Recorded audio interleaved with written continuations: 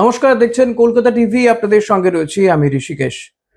বকেয়া DA supreme কোর্টের নির্দেশ অনুযায়ী রাজ্য সরকারি কর্মচারী এবং পেনশনভোগীদের ডিএ মেটানোর কাজ শুরু করেছে। ডিএ এবং ডিআর মেটানোর কাজ শুরু হয়েছে, কিন্তু এক্ষেত্রে প্রশ্ন থেকে যাচ্ছিল যারা গ্রান্ট ইন এইড কর্মচারী তাদের ডিএ কি হবে। তারা এটা নিয়ে একটা আশঙ্কার মধ্যে ছিলেন।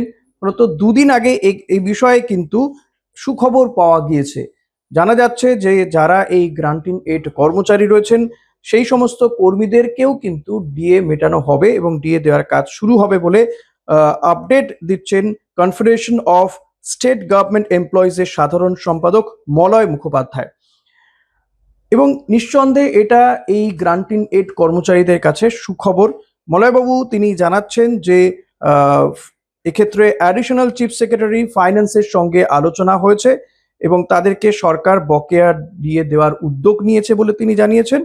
এবং যেটা জানা যাচ্ছে, পঞ্চম পে কমিশনের আন্ডারে রাজ্য সরকারি কর্মচারীরা এবং যারা পেনশনভোগী তাদের ডিএ মেটানো কাজ শুরু হয়েছে। এর পাশাপাশি এই পঞ্চম পে কমিশনের ভিত্তিতেই যারা গ্রান্ট ইন এইড কর্মচারী রয়েছেন সেই সমস্ত কর্মচারীদেরকে কিন্তু ডিএ মেটানো কাজ শুরু হবে। অতি দ্রুতই এক্ষেত্রে ডিএ মেটানোর কাজ শুরু হবে, কারণ যখন থেকে সরকারি কর্মচারীরা তারা ডিএ পেতে শুরু করেছে, বা এক্ষেত্রে নতুন সরকার যবে এসে তারা এক্ষেত্রে নোটিফিকেশন জারি করেছে, তখন থেকে কিন্তু এই গ্রান্টেড এড বা সরকার পোষিত কর্মচারীদের ডিএ দেওয়ার ক্ষেত্রে কি সিদ্ধান্ত হবে সেটা নিয়ে একটা বা জটিলতা তৈরি হচ্ছিল, বা এই সমস্ত কর্মচারীরা একটু আশঙ্কায় ছিলেন যে তাদের বিষয়টি সরকার কেন বলছে না, বা এক্ষেত্রে সরকারের কি দৃষ্টিভঙ্গি সেটা তারা জানতে চাইছিল।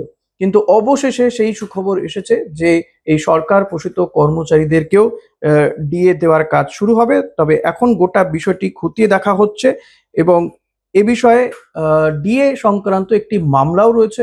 18 তারিখে সুপ্রিম কোর্টে এ বিষয়ে একটি মামলা রয়েছে এবং সেই মামলার ক্ষেত্রেও কিন্তু এই বিষয়টিকে যাতে ওঠানো যায় সেই মামলার সময় সেটাও কিন্তু জানানো হয়েছে।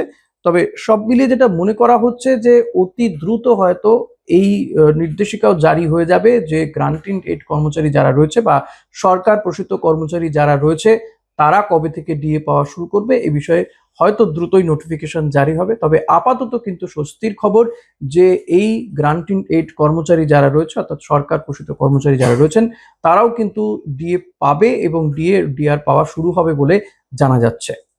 এখন এই পর্যন্তই। দেখতে থাকুন কলকাতা টিভি রাত 3 সাত।